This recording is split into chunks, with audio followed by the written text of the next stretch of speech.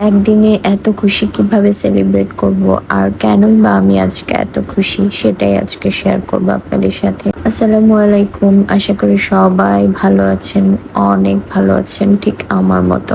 আজকে আমি অনেক খুশি।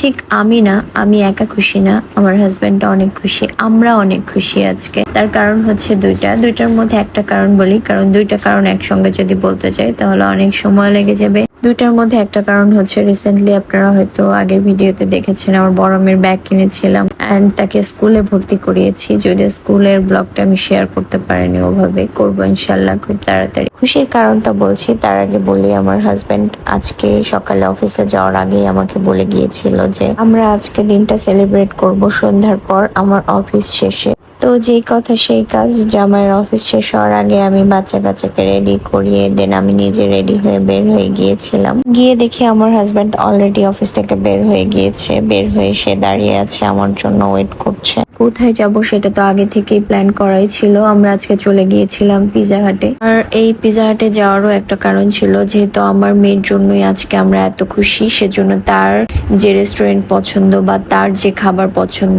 সেটাকে আমরা প্রায়োরিটি দিয়েছি আজকে। এজন্যই আমরা পিজা হাটে চলে গিয়েছিলাম, কারণ আমার মেয়ের পিজা অনেক বেশি পছন্দ, যেন বাচ্চাটা অনেক বেশি খুশি হয়। আর সত্যি আমার মেয়েটা আজকে অনেক বেশি খুশি ছিল। আর সত্যি বলতে আমরা ওকে উৎসাহিত করার জন্যই দিনটাকে একটু সেলিব্রেট করলাম, যেন ও বেশি ইন্সপায়ার হয় অ্যান্ড আরো ভালো করার চেষ্টা করে। বলতে পারেন এটা ওর জন্য একটা অ্যাপ্রিসিয়েশন ছিল।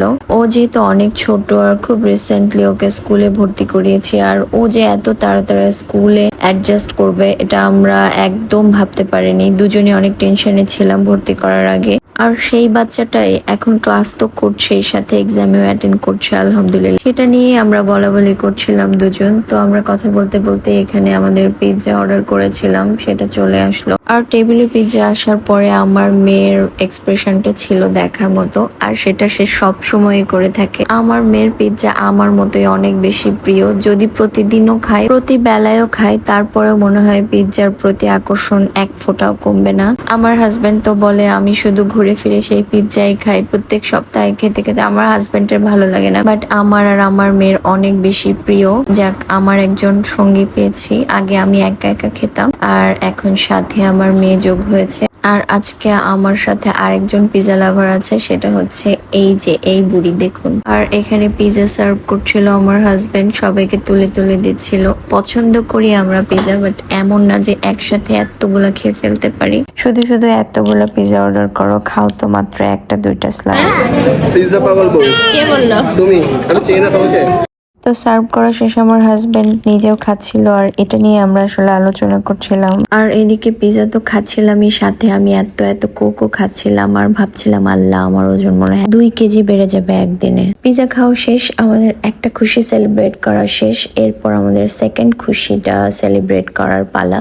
আর দ্বিতীয় খুশিটা আপনাদের সাথে একই ভিডিওতে শেয়ার করা সম্ভব না, কারণ ভিডিওটা অনেক বেশি বড় হয়ে যাবে। ইনশাল্লাহ কালকে পার্ট 2-তে আমাদের দ্বিতীয় খুশিটা কি ছিল, কেনই বা একই দিনে দুইটা খুশি সেলিব্রেট করেছিলাম, সবকিছু বলে দিব। আর কোন খুশিতেই বা আমরা পিজা খেলাম সেটাও বলে দিব ইনশাল্লাহ। ভালো থাকবেন সে পর্যন্ত, আল্লাহ হাফেজ।